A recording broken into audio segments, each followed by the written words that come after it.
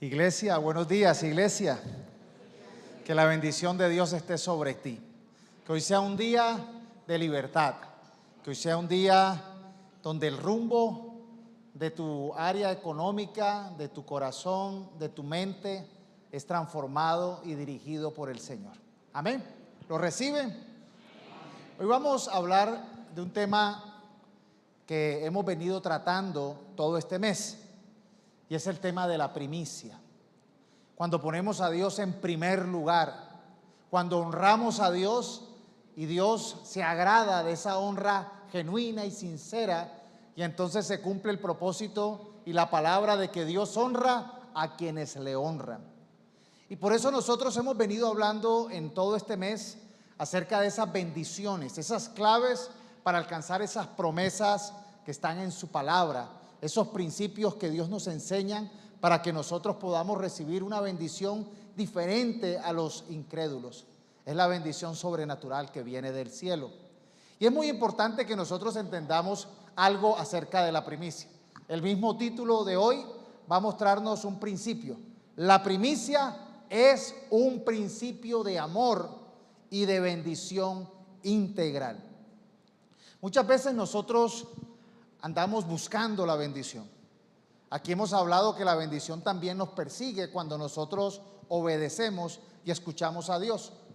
Pero es muy importante entender que la primicia no la podemos solamente dejar en el área meramente de producción, en el área laboral. Aunque hoy estamos celebrando la fiesta de las primicias, la fiesta de la consagración del año de trabajo al Señor, sabemos que aparte de esa bendición laboral, económica, en nuestros recursos, tiene unos principios, y es un principio general, integral.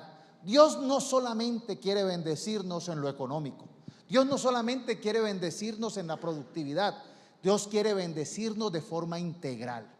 Hacemos mal cuando solamente lo miramos desde el punto de vista de la producción, y muchos han caído en errores. Hay muchos cristianos que creen que la primicia, las ofrendas, es como quien entra a una pirámide. Entonces, si yo doy 10, Dios me da 100. Si yo doy 40, Dios me da 40,000. Y hacemos una estrategia mercantilista barata, errónea, muy parecido a lo que este mundo enseña. La primicia no es por allí. Yo no doy a Dios para que me dé. Yo doy a Dios porque me dio. Yo doy a Dios como resultado de lo que Dios me dio. Primer punto. Hay gente que dice, no, pero es que yo doy ofrendas y diezmos para que Dios me dé. Estás equivocado. No entiendes lo que es. Es que nosotros no damos para que Dios nos dé. Nosotros damos como agradecimiento de lo que Dios nos dio. Y sabemos que Dios es, uno de los nombres en el Antiguo Testamento de Dios es Jireh, el proveedor, el que provee. Dios es el que nos da capacidades, el que nos da talentos, el que nos da oportunidades, el que favorece, el que sopla a favor. Entonces, por eso nosotros en este mes de primicia entendemos el principio de poner a Dios en primer lugar y de entender que las bendiciones de Dios no solamente llegan en lo económico, en lo laboral, sino las bendiciones de Dios son de forma integral. ¿Recuerdan la palabra del apóstol que decía, yo deseo que seas prosperado en todo, en todas tus áreas, no solamente en la económica? Muchas veces nosotros, como venimos del mundo y de la educación y de la formación del mundo, hay gente, no, a mí lo que me interesa es la plata, pastor. A mí lo que me interesa es que me vaya bien en la empresa. A mí lo que me interesa es solamente alcanzar esa realización laboral. Pero Dios tiene un paquete mayor. Y por eso hoy el Espíritu Santo quiere que les comparta acerca del tema de que la primicia es un principio de amor, es un principio de prioridad, de poner en orden, y Dios quiere darnos una bendición integral. Pero es importante que entendamos algo. La bendición no viene mágicamente. Necesitamos nosotros asumir una decisión, responsabilizarnos de poner en orden las prioridades, de obedecer y de conocer sus principios para que realmente podamos alcanzar esa bendición integral. Entonces, primicia viene de primero, viene de mejor, pero lo más importante, viene de valoración, de amar lo que hay que amar. Y ahí es donde está el problema con el mundo, que el mundo a veces ama lo que no es importante. El mundo valora lo que no es importante. Y Dios quiere que pongamos en orden nuestra tabla de valoración, nuestra tabla de amor.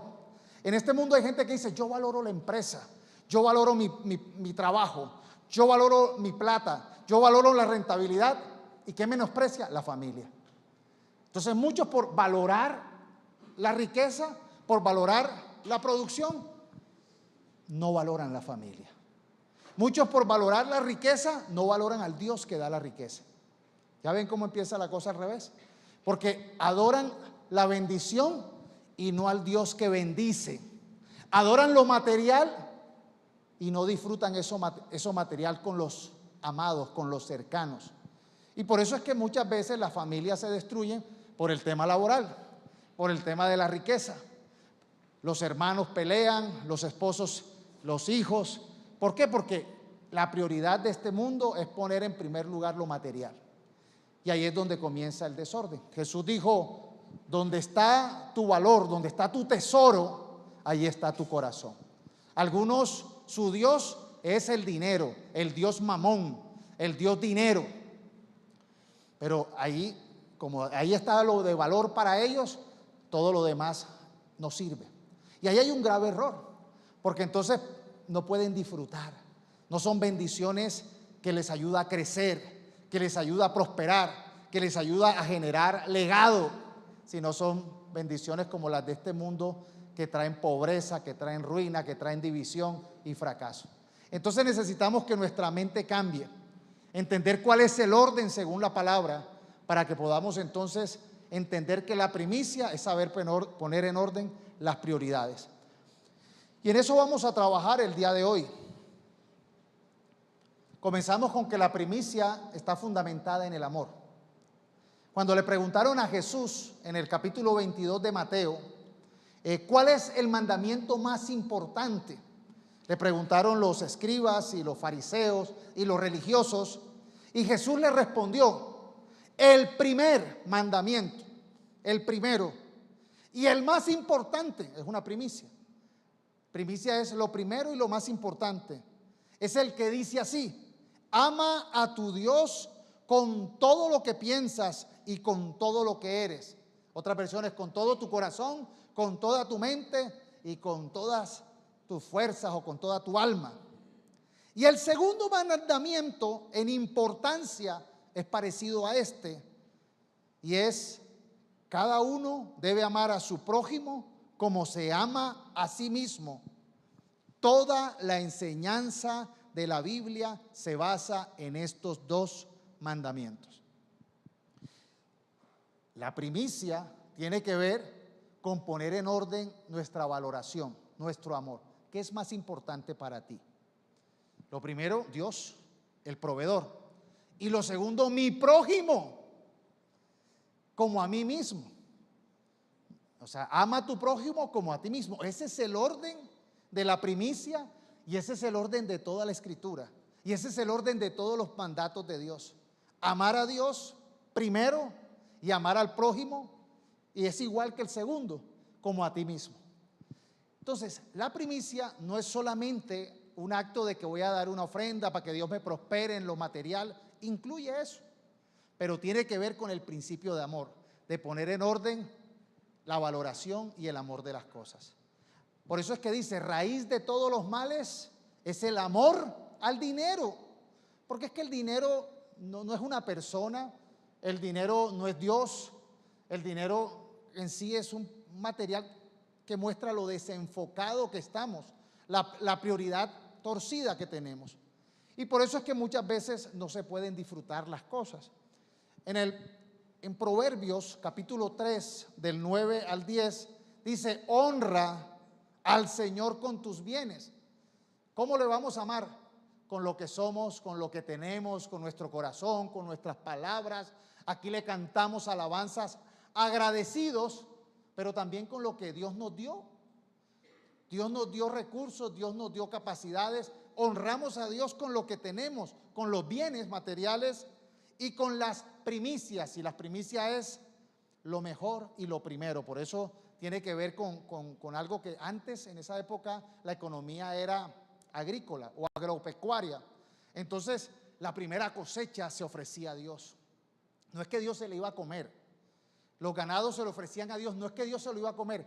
Era para el templo, para los propósitos de Dios. Dios nos permite aquí en la tierra que nosotros podamos invertir nuestros recursos de honra y de agradecimiento en los propósitos de Dios, lo que le honra, lo que enseña a adorar a Dios. Por eso lo damos en la iglesia. Debate. Muchos entran en un debate de que si se puede, si no se puede, pero no es porque quieran honrar a Dios, es porque no le quieren dar, porque son mezquinos con Dios que les ha dado todo. La mezquindad trae pobreza, la mezquindad trae ruina. Tener las prioridades inversas es un error garrafal. Se destruyen la familia, se destruyen las personas por el amor al dinero. No necesitamos ser religiosos. Vean las novelas, vean las películas, escuchen las historias de personas que lo peor que pudieron haber tenido fue recursos, dinero y plata. Hasta allí, ahí llegó la maldición, porque prosperaron, porque salieron de la pobreza, porque les llegó riqueza, pero como no tenían en orden las prioridades, como no sabían a quién debían amar, a quién debían honrar, entonces ahí vino el desastre.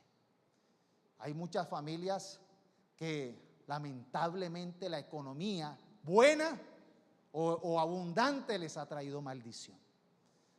Separados, odiados, peleados, en rivalidades. ¿Por qué? Porque no se honra al dador de la bendición. Y para nosotros entonces poder presentar buenas primicias a Dios, para poder tener esto claro en la vida práctica, necesitamos entonces alejarnos de tres cositas que hoy voy a compartir.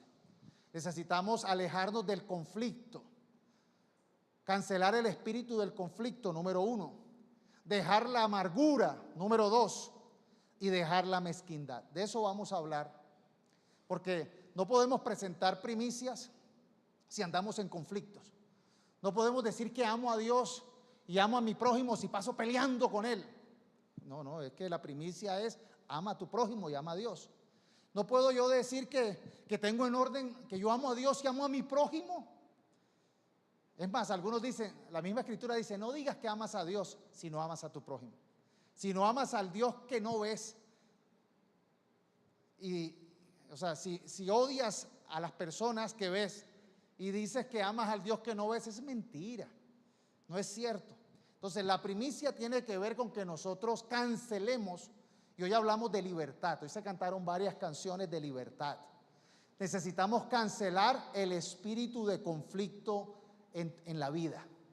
Porque el conflicto es una estrategia del diablo que trae ruina, que trae fracaso, que trae pobreza. Vea, yo he visto parejas que se van a casar, enamorados, ay pastor, yo lo amo, yo la amo. Desean que les vaya súper bien. Desean construir una familia, tienen las mejores expectativas. Comienzan a producir, comienzan a irles regular o medianamente bien, pero no tienen en orden sus prioridades. Y después abrazan el conflicto. Entra el conflicto y termina eso en destrucción. Terminan viviendo la vida más amargada, la vida más frustrada. Y obviamente los conflictos es algo que realmente uno no puede evadir, porque pues los conflictos son normales en el sentido de que somos personas diferentes, no todos pensamos igual, no todos tenemos la misma perspectiva, no todos tenemos las mismas capacidades. Entonces, en el momento que nosotros nos relacionamos con las personas, vamos a encontrar que la persona piensa diferente, que de pronto uno puede estar en desacuerdo con ella, o esa persona puede estar en desacuerdo con uno. Y eso genera conflictos. Las relaciones con personas diferentes, con personas de culturas diferentes, con personas de estructuras diferentes, generan conflictos, son conflictivas. Relacionarnos es conflictivo, es difícil, porque son dos personas inmaduras a veces, dos personas imperfectas, dos personas con perspectivas equivocadas que a veces empiezan a hacer una labor.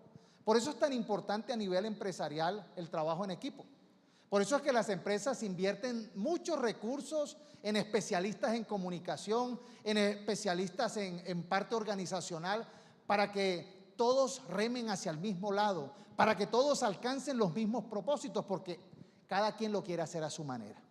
Cada quien tiene una perspectiva propia. Y muchas veces, pues obviamente decir que yo no tengo un conflicto es mentira. Porque a menos de que tú estés encerrado en tu casa y te aseguro que peleas contigo mismo. Pero muchas veces en la relación con otros tenemos esa diferencia. Tenemos a veces esas situaciones conflictivas. Ahora, si a eso le sumamos el tema de la comunicación, a veces creemos que nos comunicamos, pero una cosa es lo que nosotros creemos que decimos, otro lo que la persona creyó que entendió o que escuchó, y otro lo que al final se concluye.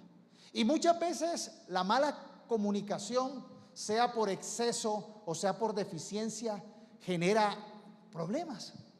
Y es normal que en las relaciones haya eso, pero necesitamos entender que hay un espíritu destructivo de conflicto. El conflicto es un espíritu que se siente. No sé si usted ha ido a alguna casa o alguna oficina o algún lugar donde usted siente la energía del conflicto, del problema. Usted a veces ve por los gestos, por los tonos, o a veces usted oye como un grito o como que no, están peleando los vecinos. Se siente algo feo. A veces no es lo que usted escuchó, sino lo que percibe. La gente puede sentir ese espíritu de conflicto que muchas veces posee a las personas. Y hay personas que se someten a ese espíritu de conflicto. Viven toda la vida peleando. Se paran de su cama y suena la alarma y parece como si sonara un ring de boxeo. Salen a ver con quién se enfrentan. Salen para ver con quién van a pelear. Y viven abrazando el conflicto y siempre en esa actitud de pelea, de rencilla, de querer ganar la razón, de querer imponérsele al otro, de querer dominar al otro. Y eso es una desgracia. El espíritu de conflicto es contrario al amor. Lo contrario al conflicto es la reconciliación, la armonía. Donde hay armonía, hay prosperidad. Donde hay armonía, hay victoria. Donde hay armonía, hay trabajo en equipo. Donde hay conflicto y personas que abrazan el conflicto, en vez de avanzar, retroceden. En vez de crecer, se hunden. Y necesitamos nosotros asumir la responsabilidad de cancelar ese espíritu de conflicto. Porque es que, como les decía al principio, debemos asumir la responsabilidad de nuestras decisiones si queremos ser prósperos, si queremos vivir en esa bendición que nos alcance integralmente. Porque algunos solamente se quedan que, logré tener plata, logré subir 3 ceros, 4 ceros, logré tener tal propiedad, pero ¿de qué sirve si nadie quiere vivir allí? Entonces nosotros necesitamos comprender que la prioridad, Dios nos enseña a que ames a Dios, a que le honres, a que seas agradecido. Traer ofrendas y diezmos es una señal de agradecimiento. Dios me dio, yo contribuyo, pero siempre es, nunca tengo, siempre me falta, porque este mundo nos enseña a ser desagradecidos y nos enseña a vivir siempre en conflicto con Dios, con las personas y con nosotros mismos. Entonces nosotros necesitamos cancelar todos estos espíritus de conflictos, porque no vamos a prosperar. Mira cómo lo dijo Jesús en el Sermón del Monte, Mateo 5, 21 al 26. Ustedes han oído que se les dijo a los antepasados: no mates, y el que cometa asesinato tendrá que responder ante un juez. Pero ahora yo les digo que todo el que se enoje con otro tendrá que responder ante el tribunal. El que insulte a alguien tendrá que responder ante el consejo, y el que maldiga a otro tendrá que responder por eso en el fuego del infierno. Así que si vas al altar a dar una ofrenda a Dios y te acuerdas de que alguien tiene algo contra ti, deja ahí tu ofrenda, ve a hacer las paces con esa persona, luego regresa para dar tu ofrenda a Dios. Reconcíliate pronto con tu adversario, llega a un acuerdo con él mientras van hacia el juzgado, porque si no, él te entregará al juez y el juez te entregará a la guardia para que te metan a la cárcel. Te digo la verdad, no saldrás de allí hasta que hayas pagado hasta el último centavo. Y nótese que aquí, de manera positiva, el Señor Jesús está invitando a la reconciliación, a una realidad propia del mundo sin Dios. La gente le gusta un conflicto, le gusta una pelea, y todo comienza con un enojo, todo comienza con una amargura. A veces las peleas comienzan chiquitas, pequeñas, y terminan en grandes tragedias y en grandes pérdidas. Como les decía, lo del caso de la familia. Muchas personas se casan con las mejores ilusiones, se proyectan, a veces socios se unen con las mejores intenciones y empiezan a crecer y empiezan a prosperar. Pero llega el conflicto, abrazan el conflicto y pueden haber durado 20 años, 10 años sembrando buenas cosas, construyendo buenas cosas, pero llega el conflicto y ¡pam!, rompe todo, lo destruye. Y aquí está diciendo el Señor: no permitas que el enojo te controles.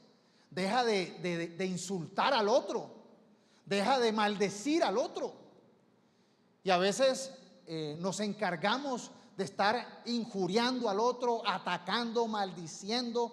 A veces los problemas los convertimos en grandes tragedias. Los problemas son pequeños y por abrazar esa actitud de conflicto lo llevamos a tragedias, a problemas mayores, que lo compara el Señor con el asesinato. A veces hay problemas que terminan: lo quiero matar, no lo mato, pero lo quiero matar. Y eso te va a llevar a tener una actitud de pobreza. Dice: tendrás que pagar en el infierno. Y por eso el Señor nos invita a la reconciliación pronta. Porque sabes que hay algo muy poderoso, y es cuando trabajamos en equipo. Es cuando ponemos en orden la prioridad.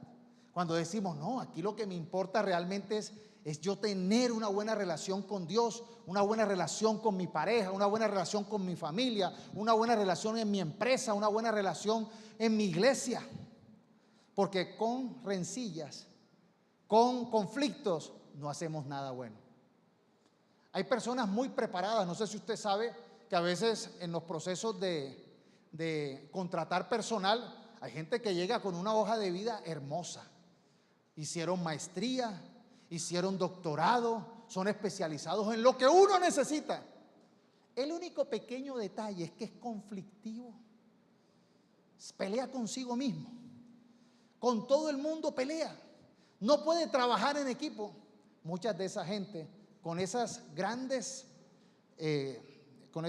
perfiles terminan siendo unos fracasados porque no pueden producir nada.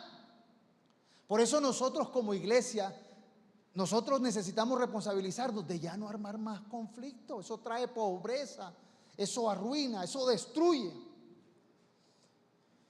Y por eso necesitamos hacer lo posible, trabajar por llevarnos bien con los demás.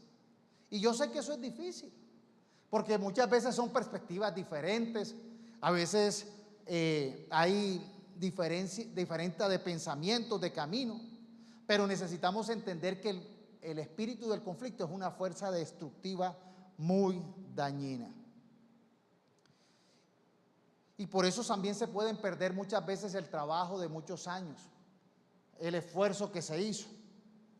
Mire lo que dice el Señor Jesús en Mateo 12:25.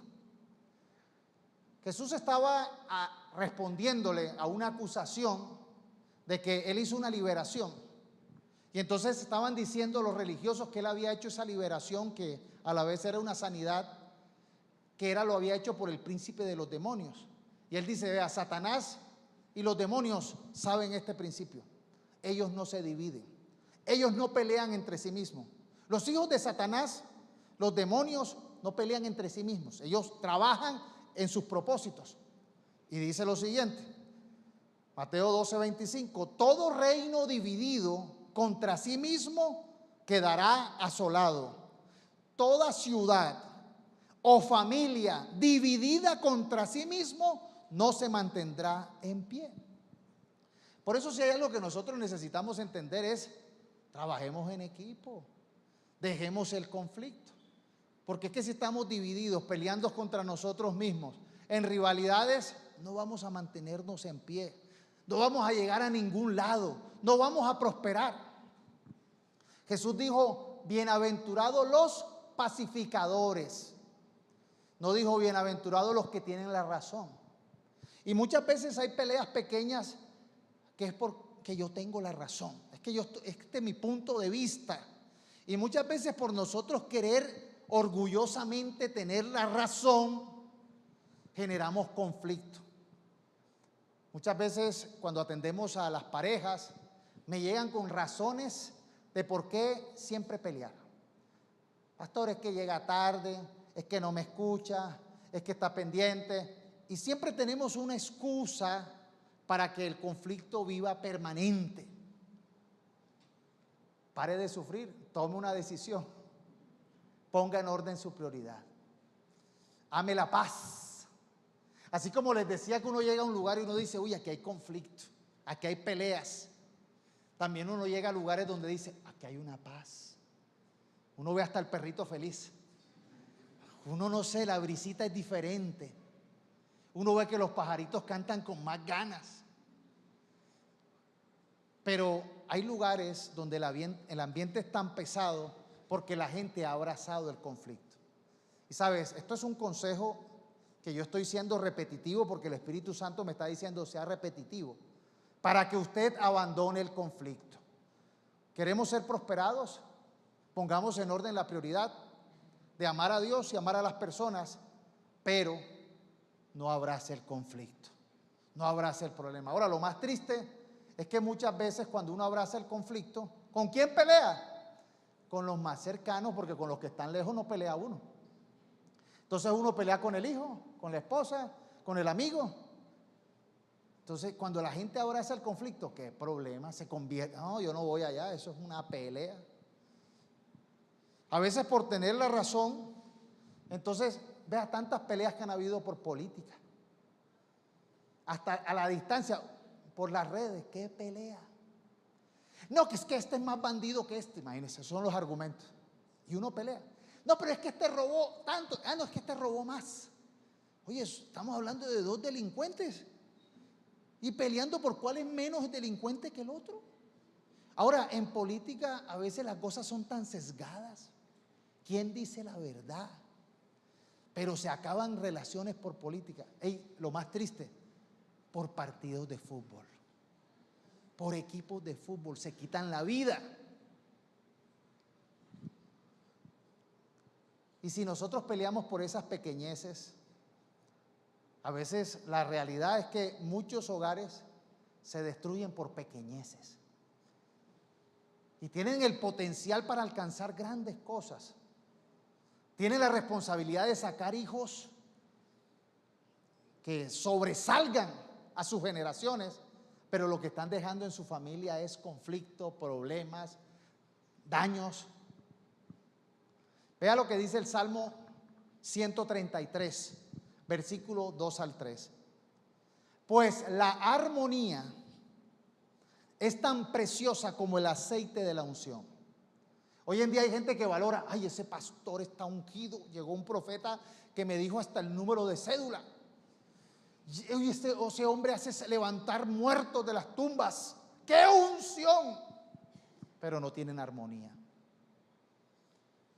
Los dones son para la armonía de la iglesia. ¿Usted quiere identificar un profeta que va por mal camino o un ungido que va por mal camino? Si el propósito de ese ungido es traer división en la iglesia, es ponerlo a pelear, por ahí no es.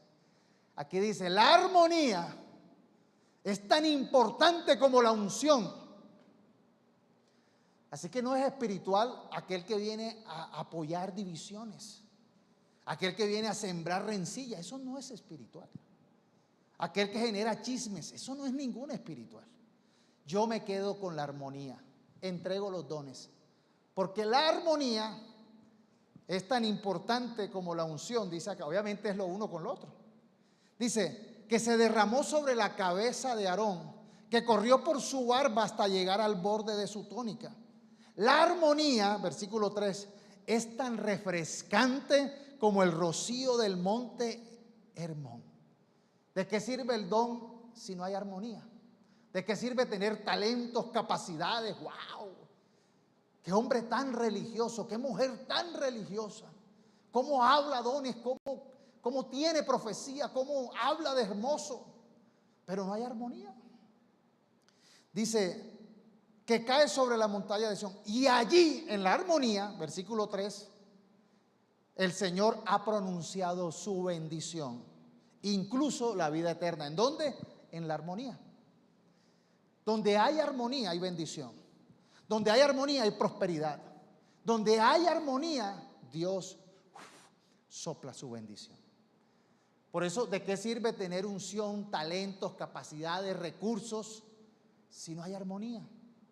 Hay muchas personas que teniendo bendiciones no las pueden disfrutar, que teniendo cosas materiales no las pueden tener. Hay muchas personas que de pronto por querer tener la razón caprichosamente se quedan sin pareja, hieren a sus hijos. O hay unos que por tener la razón y por pelear la razón lo botan de la empresa. Duermen en el sofá por querer tener la razón. Mueren solos. ¿Qué es lo importante? La armonía. Porque la razón a veces es subjetiva. ¿Quién tiene la verdad? La verdad es Cristo. La verdad es Cristo. Ahora, la verdad puede ser, a veces hay cosas que son hay cosas que son claro u oscuro. Y hay cosas que son grises y una gama de grises. Y la gente a veces está peleando por lo mismo. Y se quedan en ese problema, en ese conflicto. No hay amor, hay división. Aquí hay un principio que quiero que preste atención, que es un regalo que Dios me ha dado y quiero que no lo tenga usted guardado como algo valioso. No solamente en la armonía hay prosperidad, sino que también muchas veces se necesita la fe de dos personas. Hoy en día el mundo nos enseña que tú cristiano solo, hoy en día este mundo enseña una equivocación, y es que tú puedes ser cristiano solo, que tú no necesitas de nadie, ni de iglesia, ni de esposa, ni de padres, ni de hijos, tú solo puedes. Y eso no es cierto. A veces se necesita la fe de dos o más para alcanzar los propósitos de Dios. Mire lo que dice Deuteronomio 32:30. Deuteronomio 32, versículo 30. ¿Cómo se explican ustedes que un solo israelita hizo huir a 1000 soldados? ¿Cómo se explican que 2 soldados hicieron huir a 10,000? Está diciendo el Señor que cuando Él está con la persona que tiene fe, que tiene poder, la fe de esa persona, de 1 hizo huir a 2,000, pero de 2 hizo huir a 10,000. Y a veces en la vida nosotros tenemos retos que son de 10,000. El reto de 10, alcanzar 10. Tú solo de pronto alcanzas 2,000. Ahora, si estás en conflicto con tu pareja, en conflicto con los demás, no alcanzas ni los 2,000. Quedas debiendo, retrocedes, atrasas, porque la bendición de Dios no está cuando hay conflicto. La bendición de Dios no está cuando tú estás en odio y en rencilla. Ahí no está la bendición de Dios. Ahí hay estorbo. Por eso se dice que nosotros debemos tener mucho cuidado, que el Espíritu Santo no lo contristemos con la manera en que vivimos. Que nosotros no estemos apagando el fuego del Espíritu Santo estando con rencillas, con odios, con rivalidades y con el conflicto. ¿Qué necesitamos entender? Que necesitamos la fe del otro. Yo sumo 2,000 y si somos 2 son 10,000, no ni siquiera 4,000, 10,000. Cuando Dios me hizo a mí el llamado para la iglesia, para servir, fue una decisión muy difícil para mí. Porque, pues primeramente llegó un profeta y me dio una palabra que Dios me llamaba a servir. Yo estaba en mis negocios, yo estaba dedicado a la parte administrativa. De por sí mi primera carrera es la administración. Y Dios me retó ahora a servirle. Empecé a estudiar teología y cuando ya llegó el momento de comenzar la iglesia, yo entendía que no era la fe mía sola. Necesitaba la fe de Silvia y necesitaba la fe de Valeria y de David. Hice una reunión con ellos y le dije, yo tengo un llamado y es un llamado a la familia. Solo yo no puedo, pero si unamos la fe, podremos.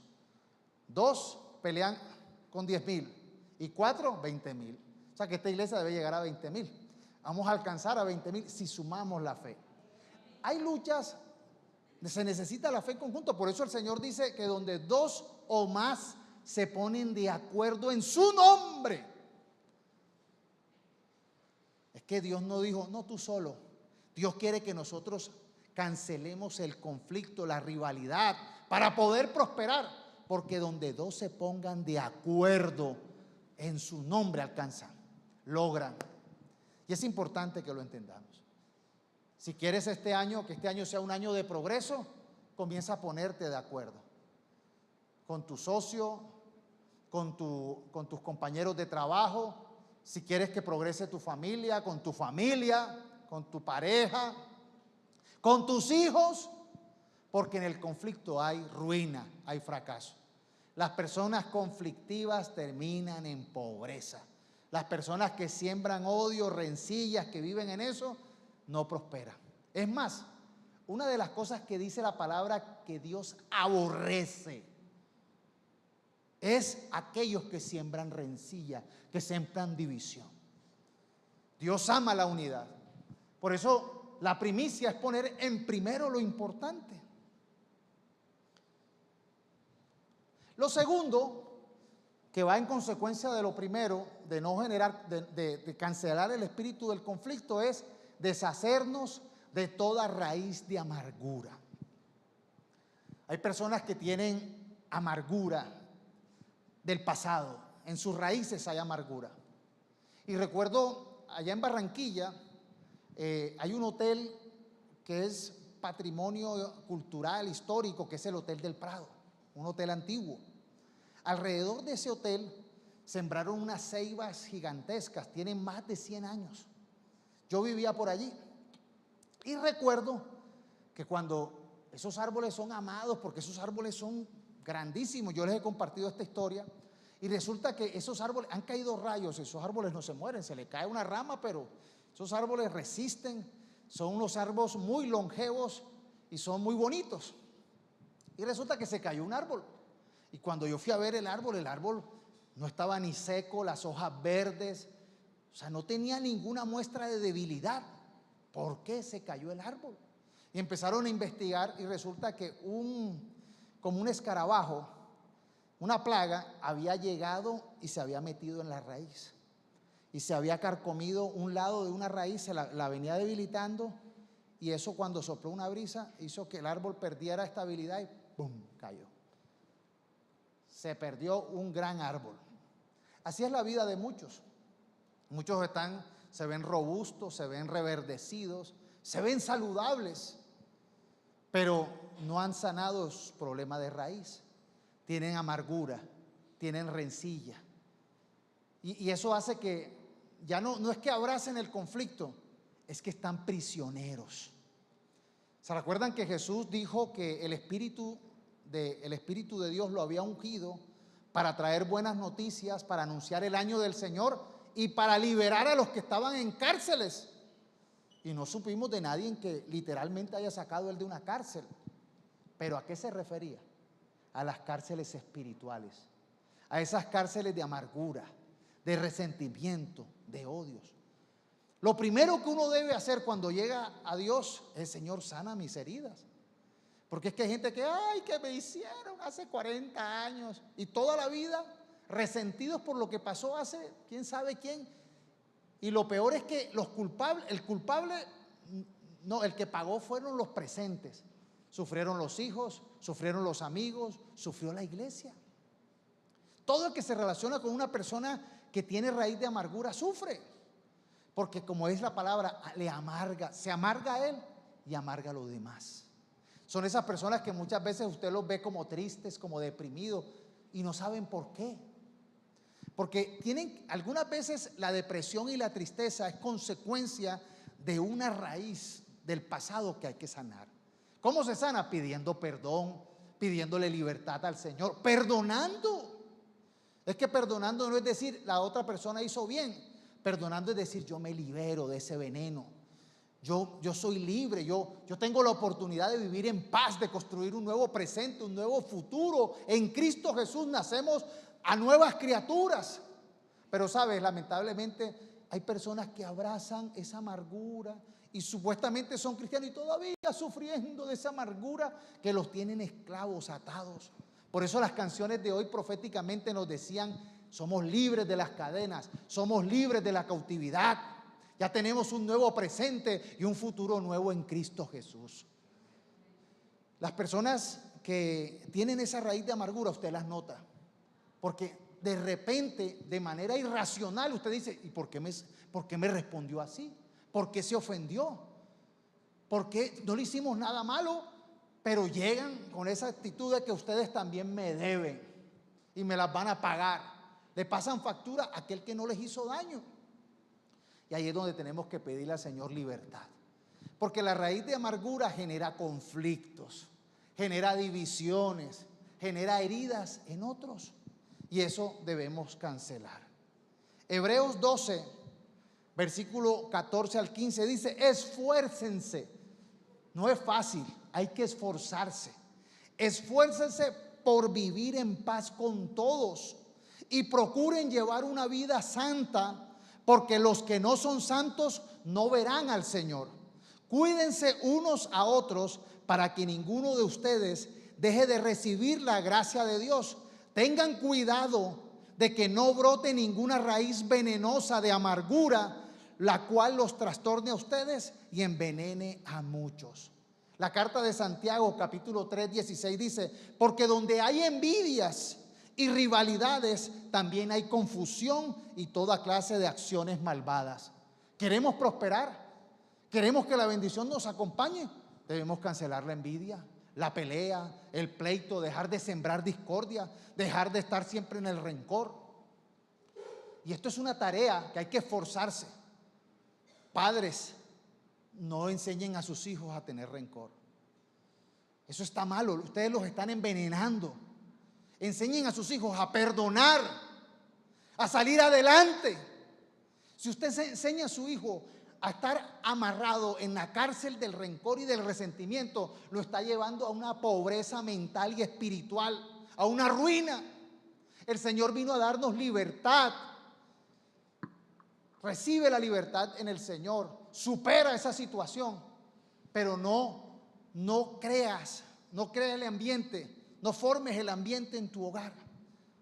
A veces las situaciones en las parejas, en la familia, en el trabajo, oye, ya, liberen, pídanse perdón, reconcíliense, esfuércense por mantener en paz y avanzar en los propósitos para que la bendición de Dios nos alcance. Mire lo que dice Primera de Pedro 3:7. De la misma manera ustedes maridos, le habla a los maridos, pero esto aplica para los esposos y para las esposas, tienen que honrar a su esposa. Cada una viva con su esposa y trátela con entendimiento. Ella podrá ser más débil, pero participa por igual del regalo de la nueva vida que Dios les ha dado. Trátela como es debido, para que nada estorbe las oraciones de ustedes. Oiga bien, estorba las oraciones, las malas relaciones entre parejas, estorba las relaciones. Entonces, si nosotros queremos: ay Señor, yo estoy orando, yo estoy ofrendando, yo estoy diezmando, yo estoy ayunando, yo estoy estudiando la palabra, yo quiero agradar a Dios, no descuides tu relación con tu pareja, no descuides tu relación con tu prójimo, porque estorba la oración. Mira, escuché el caso de un hombre que era un siervo de Dios. Servía, evangelizaba, hacía misiones. Era un siervo, era como un pastor, era más bien como un evangelista. Pero él no había podido tener hijos. Y su ministerio andaba siempre como pobre, siempre como limitado. Y él venía orando y ayunando: Señor, ¿por qué? Primero, mi esposa no puede tener hijos y yo quiero tener hijos. Y segundo, mi ministerio está como limitado, como todo paralizado. Y el Espíritu Santo le habló y le dijo: tienes que tratar mejor a tu esposa. Y no era que él era un violento y la maltrataba, no era eso. Sencillamente era una persona fuerte, Era una persona con traumas. Era una persona que de pronto había visto una formación en su casa incorrecta y la estaba repitiendo. Le respondía mal. Era mezquino. Era una persona mezquina. Y ese es el tercer punto que viene. ¿Qué es ser mezquino? Hombre, mezquino es cuando tú puedes ser generoso y no lo eres. Cuando tú puedes dar una sonrisa y no la das. Cuando tú puedes darle una explicación a alguien y no se la da. Eso es ser mezquino. Cuando tú dices, bien pueda, pase. No, paso yo. Cuando tú de pronto tienes un turno y te pones a hablar por teléfono o estás en el semáforo y todo el mundo pitando y, que esperen. Eso es ser mezquino. Eso es falta de empatía. Y este hombre era mezquino. No tenía empatía con su señora. Y el Espíritu Santo le dijo, estás siendo mezquino. Y sabes, él le pidió perdón a Dios, entendió que había una raíz de amargura en su vida. Procuró cambiarla y en un par de años Dios le dio una hermosa niña. Y aparte de eso, su ministerio empezó a avanzar. Esto es tan importante, oiga bien, esto es un principio importante. Y esto es un principio que hay que aplicar en todos los hogares. Ustedes me quedan mirando como, hermano, ustedes saben que también a ustedes les pasa. Cuando nosotros comenzamos el ministerio, la iglesia, alquilamos una casa aquí en Aguacatala, por la zona por donde dan cursos de francés, por la Alianza Colombo-Francesa. Ahí alquilamos una casa de esas antiguas. Vivíamos en los cuartos, era una casa grande, tenía 2 salas, tenía 2 patios, tenía 2 garajes, era una casota grande. Entonces nosotros vivíamos en las habitaciones y la sala era la iglesia, comenzamos a adecuarla para la iglesia. Pero mire lo que hacía el enemigo. No sé por qué, de manera muy repetitiva, nos dábamos cuenta que viernes o sábado empezábamos las peleas familiares. Pero era viernes o sábado seguro, no peleábamos martes, jueves, viernes, si viernes o sábado nos agarramos a pelear. Y era extraño, diferencia, o sea, llegaba el espíritu del conflicto, tocaba la puerta. Y caíamos a veces y nos agarrábamos a pelear. Y entonces cuando peleábamos el sábado, qué feo llegar aquí a hablar de paz, de misericordia. Yo llegaba, ay Señor, perdóname por lo que dije. Llegamos como con una actitud incómoda. Era muy feo uno pararse aquí, como que yo le decía, perdóname que Dios no me está escuchando. Pues uno entiende el principio. Pero para evitar esos malos ambientes, gracias, el Espíritu Santo nos redarguye de pecado, de justicia y de juicio. Nosotros nos sentíamos redarguidos, mal estábamos haciendo. Entonces yo dije, vamos a hacer una ley, una regla aquí en esta casa. No se pelea ni viernes ni sábado. Se pelea el lunes a jueves. No, y en verdad suena chistoso y así lo hicimos. Nosotros somos medio chistosos a veces y esa fue la ley que sacamos. Entonces la pelea del viernes, anótala para el lunes. Esa diferencia para el lunes. Y así lo hicimos. Eso es verdad, o sea, suena chistoso, pero la vida a veces hay soluciones chistosas y un poco ridículas, pero ahí hubo sabiduría. No peleábamos viernes ni sábado. Fue una ley. Y nos mordíamos la lengua. La anotábamos. Cuando llegaba el lunes, ¿dónde fue que dejé la libreta? ¿Por qué era que yo estaba bravo? ¿O por qué era que me ibas a pelear? No valía la pena ya pelear. Y cuando uno tiene la capacidad de no pelear ese día, sino pelear para 2 días después, ya uno está tranquilo. No, mira que me dio rabia, no me gustó esto. Ya uno no tiene la carga emocional. Y ahí aprendimos un secreto.